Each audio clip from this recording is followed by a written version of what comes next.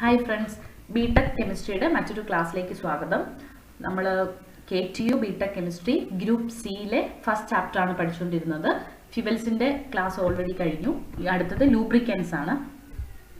Lubricants അവയുടെ classification, then characteristics of lubricants. അപ്പോൾ first one എന്താണ് lubricants? Lubricants are substance used to reduce friction and wear between surfaces in mutual contact.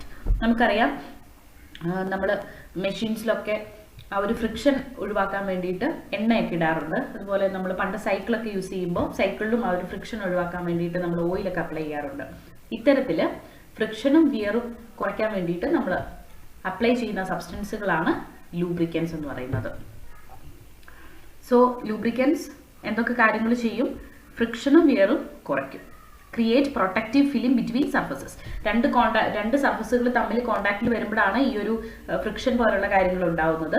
അപ്പോൾ ഈ സർഫസുകൾ തമ്മിൽ ഒരു protective film create ചെയ്യും. അങ്ങനെ അവർ തമ്മിലുള്ള ആ ഒരു ഡയറക്റ്റ് കോണ്ടാക്റ്റ് കുറയ്ക്കും. ദെൻ ഹീറ്റ് കൺട്രോൾ ചെയ്യും. ഈ സർഫസുകൾ തമ്മിൽ കോണ്ടാക്റ്റിൽ വരുമ്പോൾ അവിടെ ഹീറ്റ് ഉണ്ടാവാനുള്ള സാധ്യതയുണ്ട്. അപ്പോൾ ലൂബ്രിക്കൻസ് ഈ ഹീറ്റിനെ അബ്സോർബ് ചെയ്യും. So helping to regulate component temperature. അടുത്തത് പ്രിവെന്റ് കൊറോഷൻ ആൻഡ് കണ്ടാമിനേഷൻ. ഇപ്പോൾ കണ്ടിന്യൂസ് ആയിട്ട് ഇത്തരത്തിൽ രണ്ട് സർഫസുകൾ കോണ്ടാക്റ്റിൽ വരുമ്പോൾ ഫ്രിക്ഷൻ ഉണ്ടാകുമ്പോൾ അതുവഴി മെറ്റൽ സർഫസിന് കൊറോഷൻ ഉണ്ടാകാനുള്ള ചാൻസ് ഉണ്ട്. അപ്പോൾ ഇത്തരത്തിലുള്ള കൊറോഷൻ, റസ്റ്റ്, ഡേർട്ടിൽ നിന്നൊക്കെ നമ്മുടെ ലൂബ്രിക്കൻസ് സർഫസുകളെ പ്രിവെന്റ് ചെയ്യും അല്ലെങ്കിൽ പ്രൊട്ടക്റ്റ് ചെയ്യും. So next is types of lubricants. അപ്പോൾ ലൂബ്രിക്കൻസ് എന്താ നമുക്കറിയാം. Thin fluids ആണ് that form lubricating film between surfaces carrying away heat and reducing friction. An example ആണ് mineral oil, synthetic oil, bio based oils, water ഒക്കെ ഇത്തരത്തിലുള്ള lubricants ആയിട്ട് use ചെയ്യാറുണ്ട്.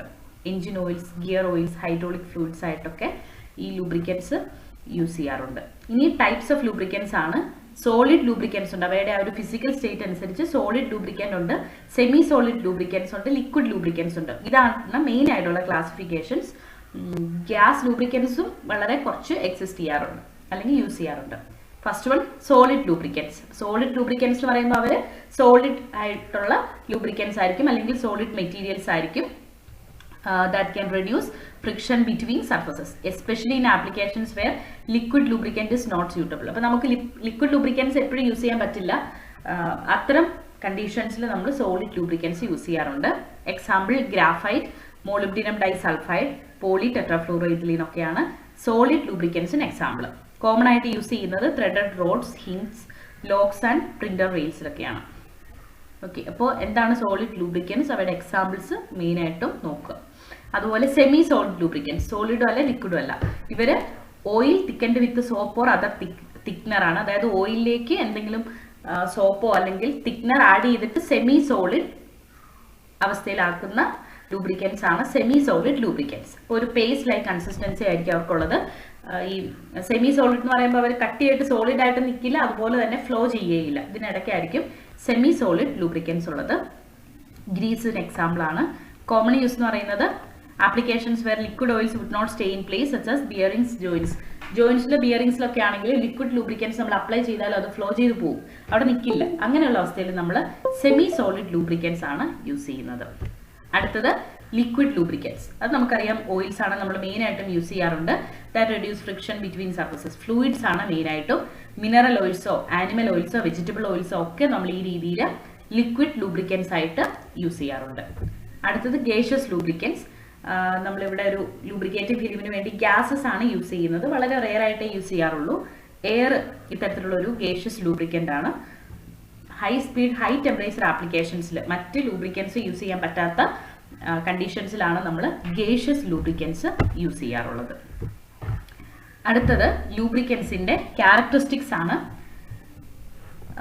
ഒരു ലൂബ്രിക്കന്റ് നമ്മൾ യൂസ് ചെയ്യുമ്പോൾ വെറുതെ നമുക്ക് ഓരോ കണ്ടീഷൻസിനും നമുക്ക് അതിന് സ്യൂട്ടബിൾ ആയിട്ടുള്ള ലൂബ്രിക്കൻസ് യൂസ് ചെയ്യണം. ഏതെങ്കിലുമൊക്കെ ലൂബ്രിക്കൻ്റ് എടുത്ത് യൂസ് ചെയ്യാൻ പറ്റില്ല. അപ്പം ഇത്തരത്തിൽ ലൂബ്രിക്കൻസ് ഏത് കണ്ടീഷനിൽ ഏത് ലൂബ്രിക്കൻ്റ് ആണ് സ്യൂട്ടബിൾ ആയിട്ടുള്ളത് കണ്ടുപിടിക്കാൻ വേണ്ടി നമ്മൾ യൂസ് ചെയ്യുന്ന ലൂബ്രിക്കൻ്റ് ക്യാരക്ടറിസ്റ്റിക്സിൽ ഫസ്റ്റ് വൺ ആണ് വിസ്കോസിറ്റി ഇൻഡെക്സ്. അപ്പോൾ വിസ്കോസിറ്റി എന്ന് പറഞ്ഞാൽ എന്താ നമുക്കറിയാം അല്ലേ? വിസ്കോസിറ്റി എന്ന് പറഞ്ഞാൽ എന്താണ്?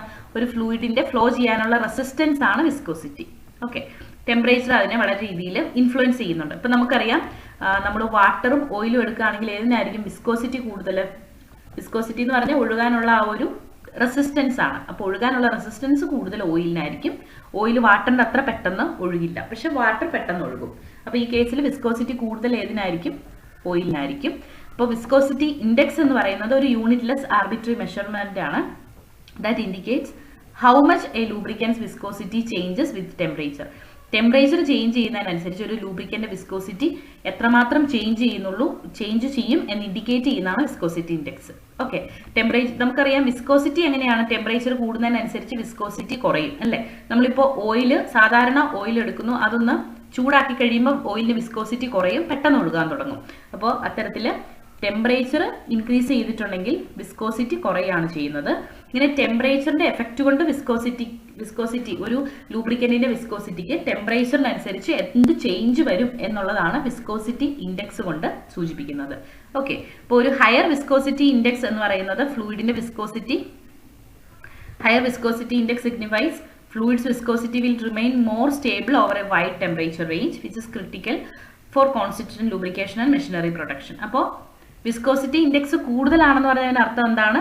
അത് ഹയർ ടെമ്പറേച്ചറിലും ഒക്കെ അത് വിസ്റ്റാൻഡ് ചെയ്യും. അതായത് ലൂബ്രിക്കന്റ് ടെമ്പറേച്ചർ ചേഞ്ച് ചെയ്യുന്നതിനനുസരിച്ച് വിസ്കോസിറ്റി മാറാതെ വിസ്റ്റാൻഡ് ചെയ്യാൻ പറ്റും. അതിനെയാണ് ഹയർ വിസ്കോസിറ്റി ഇൻഡെക്സ് വാല്യൂ എന്ന് പറയുന്നത്. അപ്പോൾ ഒരു ലൂബ്രിക്കന്റിന്റെ വിസ്കോസിറ്റി ഇൻഡെക്സ് കുറവാന്ന് പറഞ്ഞതിന് അർത്ഥം എന്താണ്?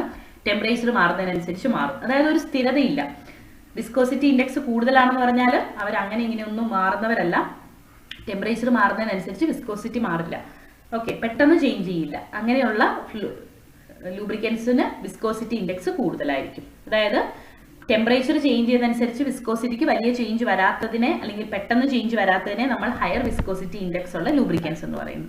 ഓക്കെ, സോ നമുക്കറിയാം വിസ്കോസിറ്റി എന്ന് പറയുന്നത് ഫ്ലൂയിഡിന്റെ ഫ്ലോയിലുള്ള ഒരു റെസിസ്റ്റൻസ് ആണ്. ടെമ്പറേച്ചർ റൈസ് ചെയ്യുന്നതിനനുസരിച്ച് ലൂബ്രിക്കന്റിന്റെ വിസ്കോസിറ്റി കുറയാണ് ചെയ്യുന്നത്, മേക്കിംഗ് ഇറ്റ് തിന്നർ. നമുക്കറിയാം ഓയിൽ ചൂടാക്കുമ്പോൾ അതിന്റെ വിസ്കോസിറ്റി കുറയുന്നു, അതായത് പെട്ടെന്ന് ഫ്ലോ ചെയ്യുന്നു. ടെമ്പറേച്ചർ കൂളാണ് ചെയ്യുന്നതെങ്കിലോ നമ്മുടെ എണ്ണയൊക്കെ തണുത്ത് ഉറഞ്ഞു പോകും, പിന്നെ അതിന് ഒട്ടും ഫ്ലോ ചെയ്യാനുള്ള ടെൻഡൻസി ഇല്ല അല്ലേ? അതായത് വിസ്കോസിറ്റി കുറയാണ് ചെയ്യുന്നത്. ഓക്കെ,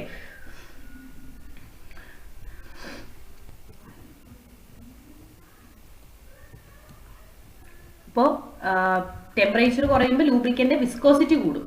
ഓക്കെ, അത് മനസ്സിലായല്ലോ അല്ലെ? ടെമ്പറേച്ചർ കൂടുമ്പോൾ നമ്മുടെ ഓയിൽ പെട്ടെന്ന് ഒഴുകും, അതായത് വിസ്കോസിറ്റി കുറയും, തടസ്സം കുറയും. ഇനി ടെമ്പറേച്ചർ കുറയുന്നതിനനുസരിച്ച് എണ്ണ തണുത്ത് കട്ടിയായി പോകും, ഒട്ടും ഫ്ലോ ചെയ്യില്ല, അതായത് വിസ്കോസിറ്റി കൂടും. ഓക്കെ, അതാണ് വ്യത്യാസം. ഇനി low viscosity index oil will become very thick at low temperatures and very thin at high temperatures. അപ്പോൾ വിസ്കോസിറ്റി ഇൻഡെക്സിന്റെ വാല്യൂ കൂടുതലാണെങ്കിൽ അതിനർത്ഥം എന്താണ്? പെട്ടെന്ന് തന്നെ ചേഞ്ച് ചെയ്യും. ടെമ്പറേച്ചർ കൂടിയാൽ വിസ്കോസിറ്റി കുറയും, ടെമ്പറേച്ചർ കുറയുമ്പോൾ വിസ്കോസിറ്റി കൂടും. അതായത് പെട്ടെന്ന് തന്നെ ടെമ്പറേച്ചർ എഫക്റ്റ് ഉണ്ട്. ടെമ്പറേച്ചർ എഫക്റ്റ് കൂടുതലാണെങ്കിൽ നമ്മൾ ആ ലിക്വിഡിനെ വിസ്കോസിറ്റി ഇൻഡെക്സ് കൂടുതലുള്ള ലിക്വിഡ് എന്ന് പറയും. ഇനി വിസ്കോസിറ്റി ഇൻഡെക്സ് കുറവുള്ള ലിക്വിഡ് ആണെങ്കിൽ ടെമ്പറേച്ചർ എഫക്റ്റ് എങ്ങനെയായിരിക്കും? നേരെ തിരിഞ്ഞു പോയോ? വിസ്കോസിറ്റി ഇൻഡെക്സ് കൂടുതലാണെന്ന് പറഞ്ഞാൽ അതിനർത്ഥം ടെമ്പറേച്ചർ എഫക്റ്റ് കുറവായിരിക്കും. അതായത് ടെമ്പറേച്ചർ മാറുന്നതിനനുസരിച്ച് മാറില്ല. നമ്മൾ വളരെ സ്ട്രോങ് പേഴ്സൺ ആണെങ്കിൽ എങ്ങനെയാണ്? നമ്മുടെ സാഹചര്യങ്ങൾ മാറുന്നതനുസരിച്ച് നമ്മൾ മാറില്ല. അതുപോലെ ലൂബ്രിക്കന്റിന്റെ വിസ്കോസിറ്റി ഇൻഡെക്സ് കൂടുതലാണെങ്കിൽ ചേഞ്ച് വരാനുള്ള സാഹചര്യം കുറവാണ്. Viscosity index of an oil കുറവാണെങ്കിൽ അതിനർത്ഥം എന്താണ്? ചേഞ്ച് പെട്ടെന്ന് വരും. ടെമ്പറേച്ചർ കൂടുമ്പോൾ വിസ്കോസിറ്റി കുറയും, ടെമ്പറേച്ചർ കൂടുമ്പോൾ വിസ്കോസിറ്റി കുറയും, ടെമ്പറേച്ചർ കുറയുമ്പോൾ വിസ്കോസിറ്റി കൂടും. ഓക്കെ, ആ ഒരു ഡിഫറൻസ് ഓർത്തിരുന്നാൽ മതി. വിസ്കോസിറ്റി എന്ന് പറയുന്ന ഒരു ഓയിലിന് ഫ്ലോ ചെയ്യാനുള്ള ഒരു തടസ്സമാണ്. ടെമ്പറേച്ചർ കൂട്ടി കൊടുത്തിട്ടുണ്ടെങ്കിൽ ഒരു ഓയിലിന് ഫ്ലോ ചെയ്യാനുള്ള തടസ്സം കുറയും, അപ്പോൾ വിസ്കോസിറ്റിയും കുറയും. ടെമ്പറേച്ചർ കുറഞ്ഞാൽ അതിനർത്ഥം എന്താണ്? വിസ്കോസിറ്റി കൂടും. അതായത് തണുത്തിരിക്കുമ്പോൾ ഒരു ഓയിലിന് ഫ്ലോ ചെയ്യാനുള്ള ഒരു ടെൻഡൻസി കുറവായിരിക്കും, വിസ്കോസിറ്റി കൂടുതലായിരിക്കും. ഓക്കെ, ഇനി വിസ്കോസിറ്റി ഇൻഡെക്സ് എന്ന് പറഞ്ഞാൽ എന്താണ്? ഒരു ലൂബ്രിക്കന്റിന്റെ ടെമ്പറേച്ചറിന്റെ അനുസരിച്ച് വരുന്ന വിസ്കോസിറ്റിക്ക് ചേഞ്ച് ചെയ്യാനുള്ള ആ ഒരു ടെൻഡൻസിയാണ് നമ്മൾ വിസ്കോസിറ്റി ഇൻഡെക്സ് വഴി മെഷർ ചെയ്യുന്നത്. ഒരു ലൂബ്രിക്കന്റിന്റെ ടെമ്പറേച്ചറിനനുസരിച്ച് അല്ലെങ്കിൽ വിസ്കോസിറ്റി ഇൻഡെക്സ് കൂടുതലാണ് എന്ന് പറഞ്ഞതിന് അർത്ഥം എന്താണ്? ആ ഓയിലിന് ടെമ്പറേച്ചർ മാറുന്നതിനനുസരിച്ച് മാറ്റം വരാനുള്ള സാധ്യത കുറവാണ്. ഇനി ഒരു ഓയിലിന് വിസ്കോസിറ്റി ഇൻഡെക്സ് കുറവാണ് എന്ന് പറഞ്ഞതിന് അർത്ഥം എന്താണ്? ടെമ്പറേച്ചർ മാറുന്നതിനനുസരിച്ച് വിസ്കോസിറ്റിക്ക് ചേഞ്ച് വരാം. ഓക്കെ, ഇതാണ് viscosity index for a lubricant. അപ്പോൾ നമ്മളൊരു ഓയിലിൻ്റെ വിസ്കോസിറ്റി ഇൻഡെക്സ് കാൽക്കുലേറ്റ് ചെയ്യുന്നത് അതിൻ്റെ വിസ്കോസിറ്റി 2 ടെമ്പറേച്ചറിൽ മെഷർ ചെയ്തിട്ടാണ്. 40 ഡിഗ്രി സെൽഷ്യസിലും 100 ഡിഗ്രി സെൽഷ്യസിലും വിസ്കോസിറ്റി മെഷർ ചെയ്യുന്നു എഗെയിൻസ്റ്റ് സ്റ്റാൻഡേർഡ് റെഫറൻസ് ഓയിൽ. ഏതൊരു സ്റ്റാൻഡേർഡ് റെഫറൻസ് ഓയിലിൻ്റെ വിസ്കോസിറ്റിയും നമുക്ക് കണ്ടുപിടിക്കേണ്ട, വിസ്കോസിറ്റി ഇൻഡെക്സ് കണ്ടുപിടിക്കേണ്ട ലിക്വിഡിന്റെ വിസ്കോസിറ്റിയും തമ്മിൽ 40 ഡിഗ്രി സെൽഷ്യസിലും 100 ഡിഗ്രി സെൽഷ്യസിലും മെഷർ ചെയ്തിട്ട് ആ ഒരു ഡിഫറൻസ് നോക്കിയിട്ടാണ് നമ്മൾ വിസ്കോസിറ്റി ഇൻഡെക്സ് കണ്ടുപിടിക്കുന്നത്. ഓക്കെ, സോ വിസ്കോസിറ്റി ഇൻഡെക്സ് എന്താണ് എഫക്റ്റ് ആയിട്ടുള്ളത്? നമ്മുടെ ഒരു ലൂബ്രിക്കന്റ് യൂസ് ചെയ്യുമ്പോൾ അതിന് വിസ്കോസിറ്റി ഇൻഡെക്സ് കൂടുതലാണോ കുറവാണോ എന്നുള്ളത് അതിന്റെ ആപ്ലിക്കേഷനെ വളരെയധികം എഫക്ട് ചെയ്യുന്ന ഒരു ഫാക്ടറാണ് അല്ലേ. അപ്പൊ എപ്പോഴും വിസ്കോസിറ്റി ഇൻഡെക്സ് കൂടുതലായിരിക്കുന്നതാണ് നല്ലത്. കാരണം ടെമ്പറേച്ചർ മാറുന്നതിനനുസരിച്ച് ആ ഒരു ലൂബ്രിക്കന്റിന്റെ വിസ്കോസിറ്റിക്ക് ചേഞ്ച് വരാൻ പാടില്ല. ടെമ്പറേച്ചറിനനുസരിച്ച് മാറാത്ത വിസ്കോസിറ്റി ഉള്ളവരെയാണ് വിസ്കോസിറ്റി ഇൻഡെക്സ് കൂടുതലുള്ളവരെന്ന് നമ്മൾ പറയുന്നത്. ഓക്കെ, എന്തുകൊണ്ടാണ് ഹൈ വിസ്കോസിറ്റി ഇൻഡെക്സ് ഉള്ളത് ജനറലി പ്രിഫർ ചെയ്യാൻ കാരണം? ഒന്ന്, വൈഡർ ഓപ്പറേറ്റിംഗ് റേഞ്ച്.